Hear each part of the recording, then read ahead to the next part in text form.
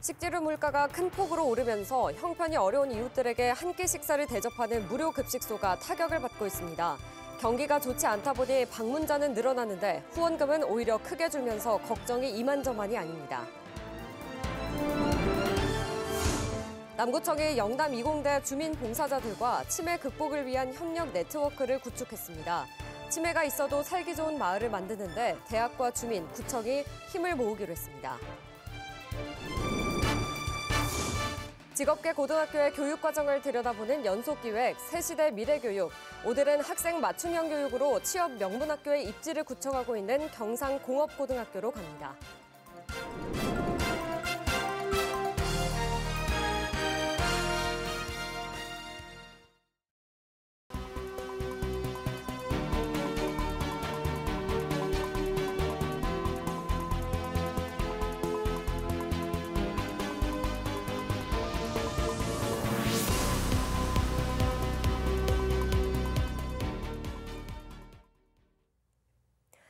여러분 안녕하십니까? BTV 대구 뉴스입니다. 첫 소식입니다. 식재료 물가가 큰 폭으로 오르면서 형편이 어려운 이웃들에게 한 끼 식사를 대접하는 무료 급식소가 타격을 받고 있습니다. 경기가 좋지 않다 보니 방문자는 늘어나는데 후원금은 오히려 크게 줄면서 걱정이 이만저만이 아닙니다. 김민재 기자의 보도입니다. 20년 전부터 형편이 어려운 이웃들에게 한 끼 점심을 대접하는 대구의 한 무료 급식소. 배식이 시작되기 이미 2시간 전부터 긴 줄이 생겼습니다. 든든한 한 끼를 받아든 사람들은 연신 고마움을 표시합니다. 내가 다리를 못해, 다리가 아프니 반찬도 잘 못하고 그래요. 엄마 해주고 그래가 와요. 말도 안 되게. 말도 안 돼. 바람 얼마나 말도 안 돼. 얼마나 믿겨.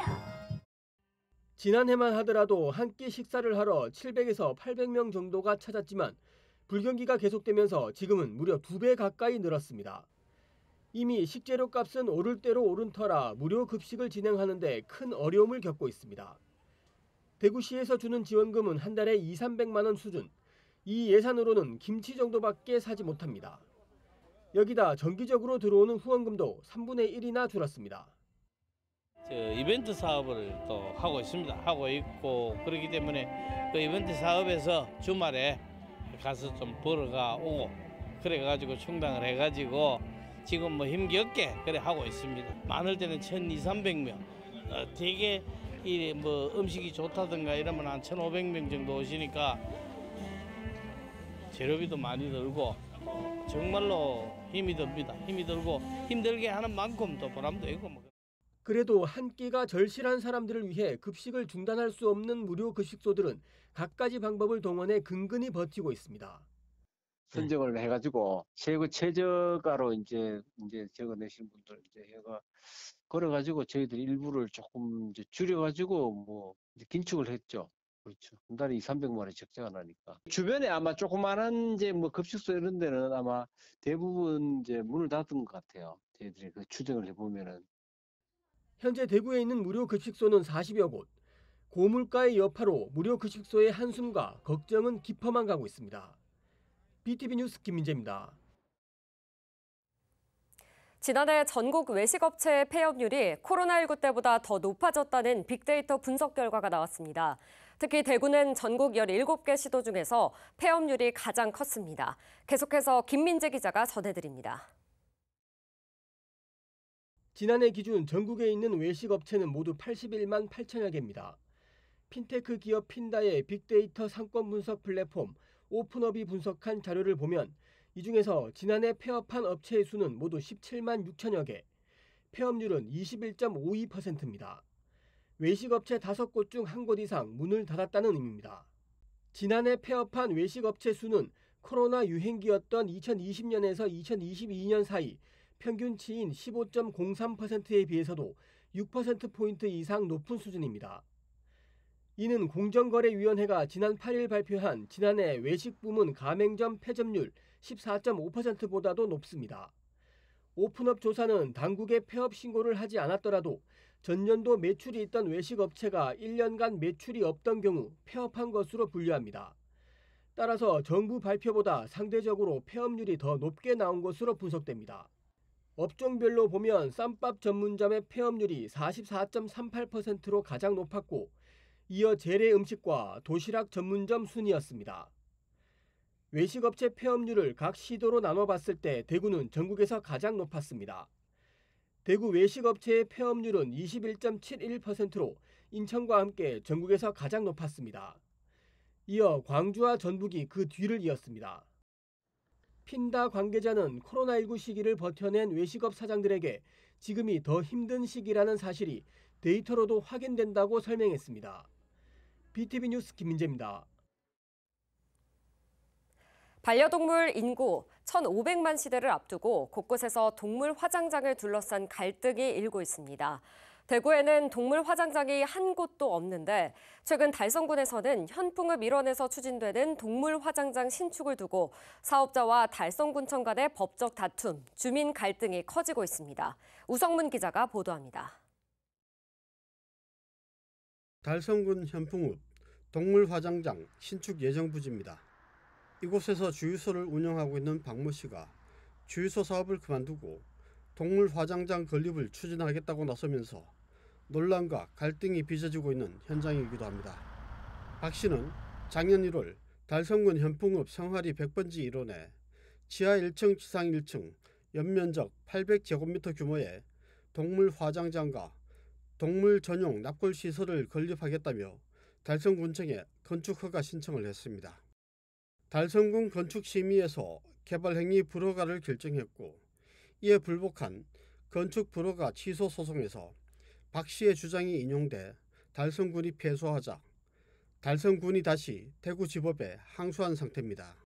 최근 인근 지역인 농공읍에서 추진된 동물 화장장 관련 소송에선 달성군이 승소했지만 이곳 현풍읍 동물 화장장 사업은 달성군이 패소해 법적 하자는 없는 셈입니다. 법과 절차상 문제는 없지만 주민들의 민원과 집단 반발이 최대 변수입니다. 현풍 입구 관문입니다. 관문이고 그걸로 인해서 지역민들의 혐오 시설이 들어오면서 주민 반대가 굉장히 심합니다. 절차상에는 도로가 6m 이상, 20호 이상, 300m 떨어지면 돼요. 그거는 다 맞아요. 맞는데 문제는 주민들이 달성군 현풍읍 번영회를 중심으로 동물 화장장 반대 추진위원회가 지난 25일 발대식을 갖고 동물 화장장 건립 반대 운동에 본격적으로 나섰습니다. 반대 추진위는 반경 1km 이내에 살고 있는 성하사리 마을 주민들의 행복 추구권과 건강, 재산권이 침해받고 경관과 도시 이미지를 저해할 우려가 크다는 점을 반대 이유로 들고 있습니다. 추진위는 또 인접한 농공읍, 육아읍 주민과도 연계해 반대 서명운동과 현수막 개천, 집회 시위 등을 추진해 나갈 계획입니다. 이 반려동물이 한 1,400만 마리가 돼요. 그럼 우리 대구는 얼마냐? 55만 마리가 지금 현재 반려동물이 집에서 키우고 있어요. 그걸 어떻게 처리할 거냐? 큰 문제입니다. 그래서 우죽순처럼 생겨날 것이다. 한편 국민 4명 중 1명 이상이 반려동물을 기르는 반려동물 인구 1,500만 시대를 눈앞에 두고 있지만 동물 장묘 시설은 전국에 70곳 정도에 불과하고 대구는 한 곳도 없습니다. BTV 뉴스 우성문입니다. 직업계 고등학교의 교육과정을 들여다보고 우수한 인재를 양성하는 과정을 살펴보는 연속기획 새시대 미래교육 시간입니다. 오늘은 학생의 특성을 살린 맞춤형 교육을 통해 취업 명문학교에 입지를 굳혀가고 있는 경상공업고등학교로 갑니다. 천혜열 기자가 전해드립니다. 경상공업고등학교의 강점은 취업입니다. 학교와 학교 주변에 걸린 취업 축하 연수막이 이를 말해줍니다. 이 학교 학생들은 대기업과 공기업, 부사관 등 다양한 분야로 진로를 개척해 나가고 있습니다.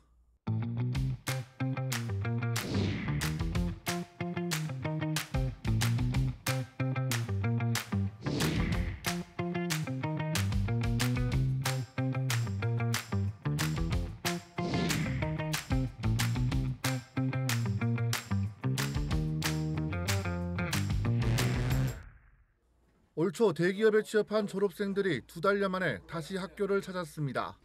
경상공업고등학교에서 지낸 3년의 시간이 국내 굴지의 대기업에 들어갈 수 있었던 발판이 됐다고 입을 모았습니다. 졸업생들은 모바일 로보틱스 기능 훈련실을 찾아 기능 대회를 준비하고 있는 후배들을 응원했습니다. 후배들은 직접 만든 로봇에 프로그램을 입력하고 자동 실행시키는 과정을 선배들과 함께 맞춰봅니다.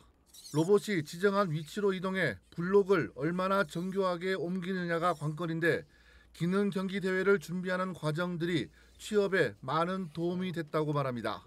1학년 때부터 그냥 기능이란 걸 알게 돼서 1학년 때 삼성이라는 목표를 가지고 열심히 했었던 것 같아요. 그리고 학교에서 불가능이란 없다는 걸 배웠고 결국 해낼 수 있다는 걸 느꼈습니다. 경상공고는 대기업과 공기업, 공무원을 희망하는 학생들을 대상으로 방과 후부를 운영하고 있습니다.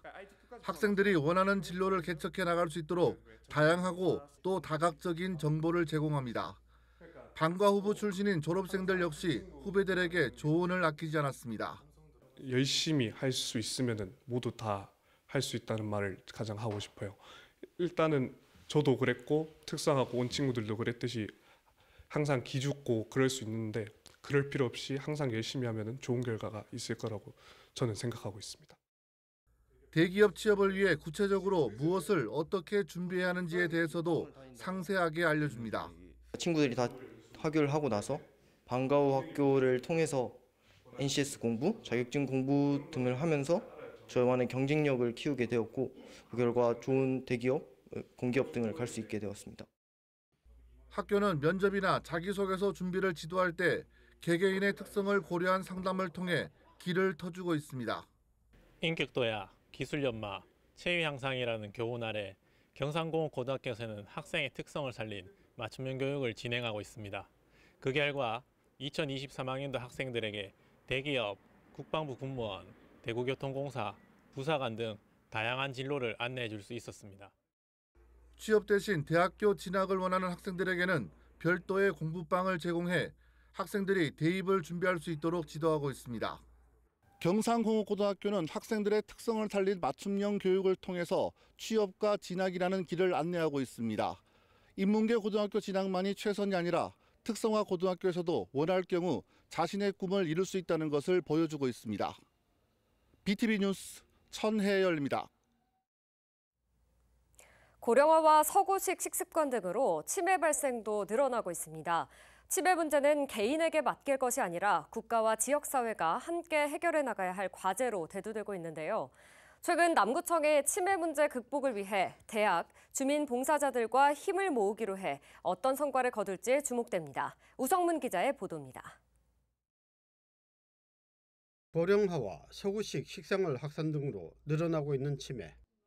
치매 문제는 이제 개인적인 문제가 아니라 국가와 지역사회가 함께 극복해야 할 과제로 대두되고 있습니다. 남구보건소와 영남이공대학교가 치매 극복 서포터즈를 결성하고 치매 극복을 위해 손을 맞잡았습니다.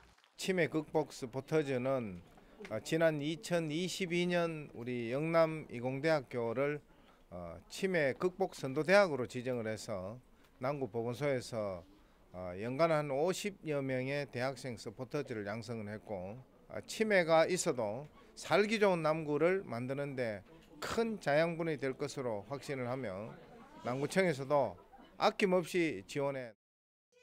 올해 3기를 맞은 치매 극복 서포터즈는 영남이공대 간호학과, 물리치료과, 치위생과 재학생 43명과 남구 치매 안심마을로 지정된 대명 6동 주민 18명 등 총 61명이 참여합니다. 이들은 내년 2월까지 치매 파트너로서 지역의 치매 어르신들을 위한 치매 인식 개선 활동과 캠페인을 펼칠 계획입니다. 영남이공대는 2022년 치매 극복 선도대학으로 선정된 이후 해마다 치매 극복 건강 한마당, 치매 예방 체조 경연대회, 치매 인식 개선 캠페인 등 다양한 활동을 펼쳐왔습니다.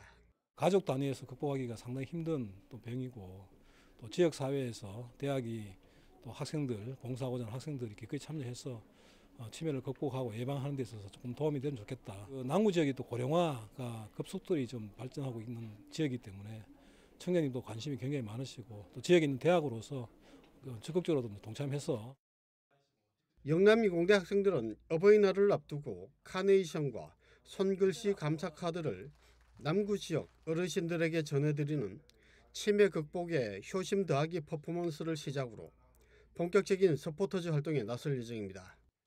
BTV 뉴스 우성문입니다. 농촌 지역을 중심으로 요즘 임시주거용 비닐하우스가 늘면서 화재 사건이 사회 문제가 되고 있습니다. 외국인 노동자가 다치거나 숨지는 사건도 많아지고 있는데요. 소방당국이 지역 내 주거용 시설을 점검에 나섰습니다. 백창현 기자가 현장을 다녀왔습니다. 지난 17일 이천시 안흥동에서 발생한 화재 모습입니다. 주거용으로 사용하고 있는 컨테이너에서 발생한 화재로 한 명이 숨지는 사고가 발생했습니다. 이에 앞서 3월 여주시 대신면에서도 주거용 비닐하우스에서 불이 나면서 남매인 60대 남성과 50대 여성이 숨졌습니다. 소방청 국가화재 정보 시스템에 따르면 지난 5년간 경기도 내 주거용 컨테이너에서 발생한 화재는 총 371건에 달합니다. 이처럼 주거용 비닐하우스에서 불이 나 인명피해가 발생하는 사고가 늘면서 소방당국이 점검에 나섰습니다. 안성시의 한 농장에 지어진 주거용 비닐하우스입니다. 겉으로 보기에는 비닐하우스지만 안에는 주거시설이 갖춰져 있습니다. 취사와 거주를 위해 전기를 사용하고 있지만 관련법상 소방시설을 갖추도록 하는 규정이 없습니다. 농막이나 컨테이너 같은 경우에는 법정 소방시설 기준이 특별히 따로 없기 때문에 이 소화기 거의 대상이다 보니까 소방시설이 많이 취약하다 보니까 화재가 많이 발생하고 있는 것 같습니다. 안성소방서는 안성에만 임시주거용 컨테이너가 100여 개에 달하는 것으로 보고 있습니다. 소방서는 이날 화재 점검과 연기 감지기 설치를 함께 진행했습니다. 화재가 발생하면서 생기는 연기를 감지하고 경보를 울리는데 전기 연결 없이 작동하는 자립형 감지기입니다. 거의 화재 원인이 전기 누전이나 합선에 의한 화재가 많기 때문에 전기시설 사용하는데 주의를 많이 하셔야 될 것 같습니다. 안성소방서 관계자는 주거용 컨테이너에서 발생하는 화재 대부분은 전기가 원인이라며 전기시설 사용에 주의를 당부했습니다. BTV 뉴스 백창현입니다. 가정의 날을 맞아 전주로 떠나보시는 건 어떠신가요? 전주국제영화제가 올해로 25회째를 맞았는데요. 5월 1일부터 10일까지 열흘간 43개 나라에서 출품한 232편의 영화를 선보인다고 합니다. 영화제의 하이라이트이자 시작과 대미를 장식할 개막작과 폐막작은 어떤 영화일까요? 유철미 기자가 소개해드립니다.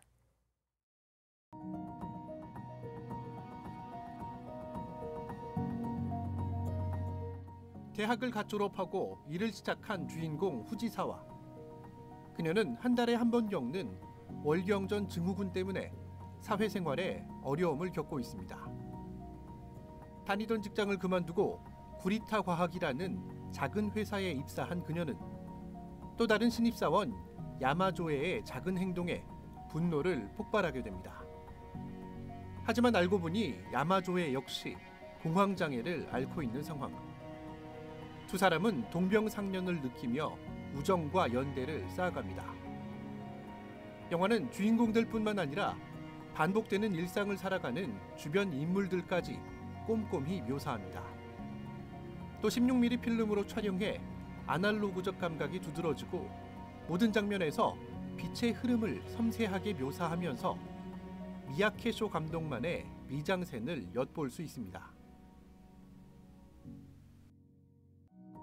영화제의 대미를 장식할 폐막작은 캐나다 출신 카직 라드완스키 감독이 연출한 맷과 마라입니다. 젊은 문예창작과 교수인 마라는 결혼 생활에 어려움을 겪고 있습니다. 그러던 중 과거 알고 지내던 작가 매트와 재회하게 됩니다. 매트는 자신과 달리 자유로운 영혼의 소유자. 둘은 유대감이 자라면서 친밀해지지만 또 한편에선 정의되지 않은 관계에 대한 부담감도 함께 커집니다. 영화는 주인공 사이의 묘한 긴장감을 표현한 현실적이고 독특한 버전의 로맨스 영화입니다. 맷과 마라는 논리와 언어로 분류할 수 없는 인간 삶에 대한 탐구와 정의할 수 없는 관계를 이야기합니다. 개막작 새벽의 모드는 개막식 당일을 비롯해 5월 2일과 5일 영화제 기간 총 3번에 걸쳐 상영합니다. 폐막작 맷과 마라는 폐막식 당일인 5월 10일 저녁 7시 전북대학교 삼성문화회관에서 1회 상영합니다. BTV 뉴스 유철미입니다.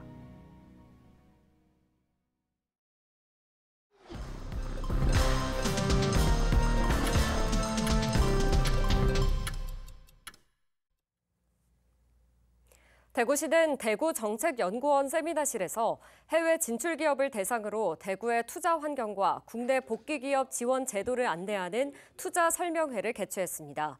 이번 투자 설명회는 글로벌 공급망 재편과 보호 무역주의 등 세계 경제 불확실성 증대와 현지에서의 비용 상승 등의 사유로 국내 복귀할 의향이 있는 기업들을 대상으로 진행됐습니다.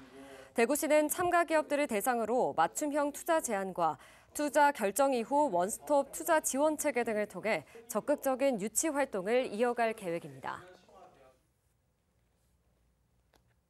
올 1월 1일 기준 대구 지역 개별 주택의 공시 가격이 1년 전에 비해 0.42% 하락한 것으로 나타났습니다. 하락 원인은 고금리에 따른 부동산 시장의 침체로 분석됩니다. 각 구군별로 보면 군위군이 대구 편입의 영향으로 3.86% 오르면서 가장 큰 폭의 상승폭을 보였고, 이어 수성구는 0.21%, 중구는 0.2% 상승 순이었습니다. 공시된 개별주택 중에서 최고가는 수성구의 한 주택으로 29억 원이고 최저가는 군위군의 한 주택으로 190만 원입니다. 지난해 대구 시내버스의 재정지원금은 줄어든 반면 이용객은 증가한 것으로 나타났습니다. 대구시가 분석한 자료를 보면 지난해 시가 각 버스업체에 준 재정지원금은 2,296억 원으로 1년 전에 비해 281억 원 줄었습니다. 재정지원금은 줄었지만 이용객 수는 1억 9,700만 명으로 1년 전에 비해 1,400만 명, 7.7% 늘었습니다. 대구시는 막차 버스 차량을 종점까지 연장 운행하면서 이용객 수가 늘어난 것이 주요 원인이라고 분석했습니다.